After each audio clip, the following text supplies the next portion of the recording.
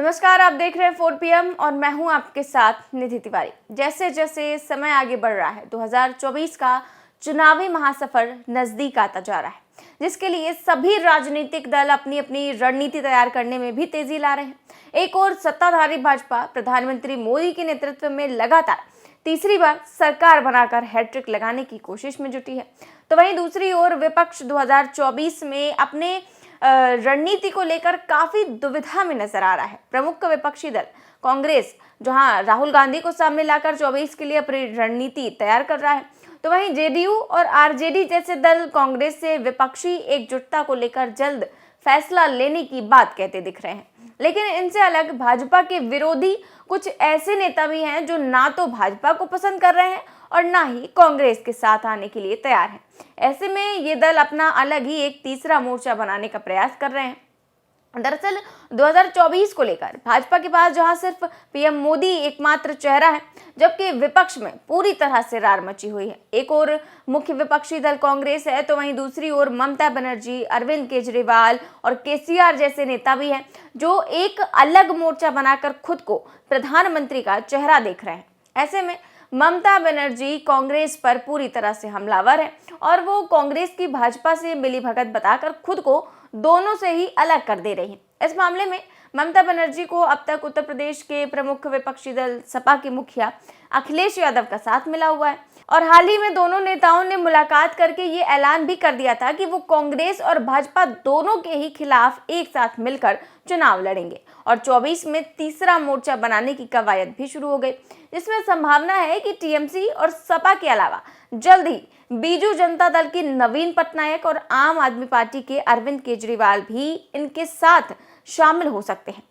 वैसे ममता बनर्जी की कोशिश आम आदमी पार्टी, भारतीय राष्ट्रीय समिति, बीजू जनता दल, समाजवादी पार्टी और जनता दल सेक्युलर इन सभी दलों को साथ लाने की है और 24 में भाजपा और कांग्रेस दोनों से दूरी बनाकर एक नया मोर्चा तैयार करने की है, जो 2024 में भाजपा का विजय रथ रोक सके, वो भी बिना कांग्रेस के समर्थन के। हालांकि ये तीसरा मोर्चा कितना सफल होगा और इससे भाजपा को फायदा होगा या नुकसान, ये तो वक्त ही बताएगा। हाँ, इतना जरूर कहा जा सकता है कि इससे पहले भी कई बार बिना कांग्रेस के समर्थन के तीसरा मोर्चा बनाने की कोशिश क्षेत्रीय दलों द्वारा की जा चुकी है, लेकिन हर बार ऐसे मोर्चे असफल ही हुए हैं।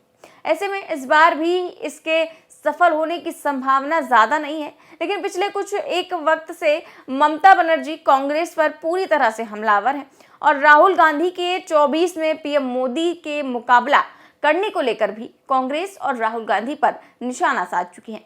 हाल ही में एक बार फिर पश्चिम बंगाल की मुख्यमंत्री ममता बनर्जी ने भाजपा और कांग्रेस और राहुल के नेतृत्व पर निशाना साधते हुए कहा कि बीजेपी कांग्रेस नेता राहुल गांधी की ओर से यूके में दिए गए बयानों का मुद्दा बनाकर संसद की कार्यवाही बाधित कर रही है और उन्हें हीरो बनाने की कोशिश कर रही है ताकि ज्वलंत मुद्दों से ध्यान हटाया जा सके। राहुल गांधी विपक्ष के लीडर बने रहे तो मोदी को कोई टारगेट नहीं कर सकता। ममता बनर्जी ने बीजेपी पर निशाना लगाते हुए राहुल गांधी पर तीर चला दिया। उन्होंने राहुल गांधी पर तंज कसते हुए कहा कि वो बीजेपी की सबसे बड़ी टीआरपी हैं।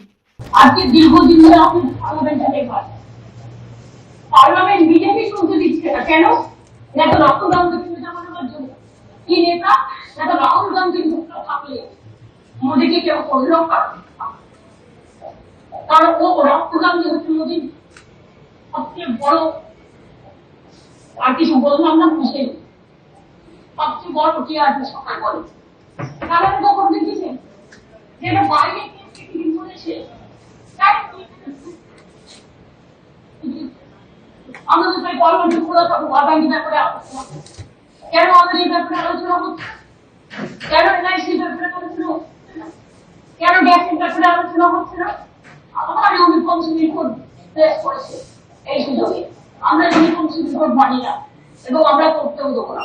এনআরসিও করতে দিইনি, মনে রাখবেন এটা আমার গভর্নমেন্ট। वैसे ये कोई पहला मौका नहीं है जब दीदी ने भाजपा के साथ साथ कांग्रेस पर भी हमला बोला है। इससे पहले भी कई बार ममता बनर्जी कांग्रेस पर हमला बोल ही चुकी हैं और कुछ समय पूर्व ही उन्होंने एक चुनावी रैली में ये भी कहा था कि कांग्रेस और बीजेपी एक ही है, इसीलिए हम अलग राह पर चलेंगे। साथ ही राहुल गांधी के नेतृत्व को लेकर भी ममता अक्सर उन पर हमलावर रहती हैं। कुछ समय पहले ही ममता ने राहुल पर तंज कसते हुए कहा था कि जो विदेशों में घूमते रहते हैं वो भाजपा को क्या हरा पाएंगे। दरअसल ममता बनर्जी की कोशिश कांग्रेस को दरकिनार कर खुद को मोदी के मुकाबले विपक्ष का चेहरा बनाने की है।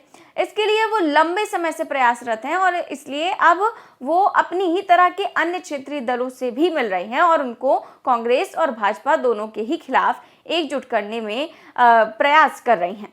हालांकि वो कितना सफल होंगी ये तो वक्त ही बताएगा। वैसे टीएमसी और कांग्रेस का जो वाक युद्ध है वो एक तरफा नहीं है। एक और ममता और उनके नेता कांग्रेस पर हमला बोलते हैं तो कांग्रेस की ओर से भी इसका सटीक जवाब दिया जाता है।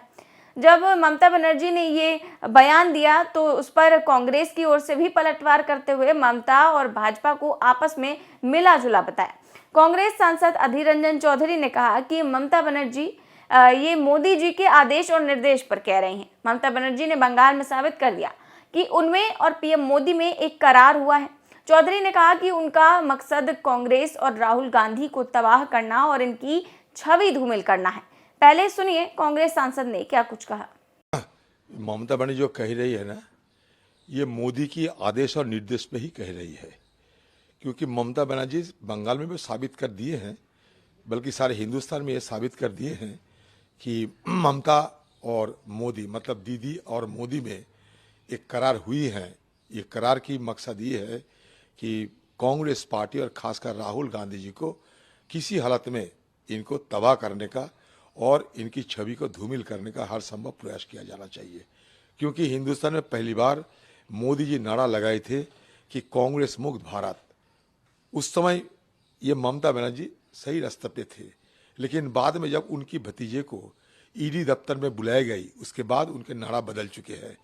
अब देखो 9 सितंबर 2021 से नारा बदल चुके हैं सत्तारूढ़ पार्टी बंगाल के ममता बनर्जी के, क्योंकि वो ईडी और सीबीआई से बचना चाहती है और बचना चाहती है इसलिए वो हर संभव कांग्रेस को खिलाफत करेंगे। क्योंकि कांग्रेस को अगर कोई खिलाफत करेंगे, कांग्रेस का विरोध करेंगे तो मोदी खुशी होंगे। तो ममता बनर्जी की अभी मोदी को खुशी कराना सबसे बड़ा उनका प्रयास है। फिलहाल कांग्रेस पर लगातार हमला बोलकर ममता बनर्जी 24 में खुद को भाजपा का प्रमुख विपक्षी चेहरा बनाने का प्रयास कर रही हैं।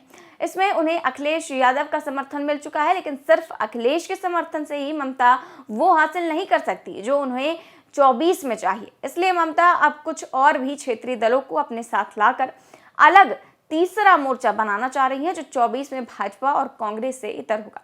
दरअसल ममता अपने साथ उन 5 दलों को लाना चाहती हैं जो भाजपा और कांग्रेस दोनों से दूरी बनाए हुए हैं। वहीं इन दलों का अपने अपने क्षेत्र में अच्छा वर्चस्व है और वहां ये कांग्रेस से मजबूत भी नजर आते हैं। खुद ममता की टीएमसी पश्चिम बंगाल की सभी 42 सीटों पर अपना खास दबदबा रखती है, जबकि अखिलेश यादव की सपा का 80 सीटों वाले यूपी में अच्छा खासा दबदबा है और इन दोनों ही राज्यों में कांग्रेस की हालत काफी खराब है। इसके अलावा तेलंगाना की 17 सीटों पर भी भारतीय राष्ट्र समिति का भाजपा से सीधा मुकाबला होता है, जबकि दिल्ली और पंजाब में सत्ताधारी आम आदमी पार्टी की अच्छी पकड़ है। वहीं जेडीएस कर्नाटक की 28 सीटों पर चुनाव लड़ने की तैयारी में है। ऐसे में ममता की रणनीति के मुताबिक अगर ये सभी दल मिलकर एक साथ चुनाव लड़ते हैं तो बीजेपी से लोकसभा की 200 सीटों पर सीधा मुकाबला किया जा सकता है। पिछले चुनाव में इन दलों ने करीब 50 सीटों पर जीत दर्ज की थी, लेकिन क्या इससे भाजपा को कोई नुकसान होगा या कांग्रेस के इन दलों से अलग चुनाव लड़ने से कांग्रेस भाजपा विरोधी वोटों को ही काटेगी? क्योंकि बंगाल, यूपी और तेलंगाना में कांग्रेस का भी थोड़ा बहुत जनाधार है। कई सीटों पर पार्टी ने पिछले चुनाव में बेहतरीन प्रदर्शन भी किया है। ऐसे में इन सीटों पर तीसरे मोर्चे में शामिल दलों की टेंशन बढ़ सकती है।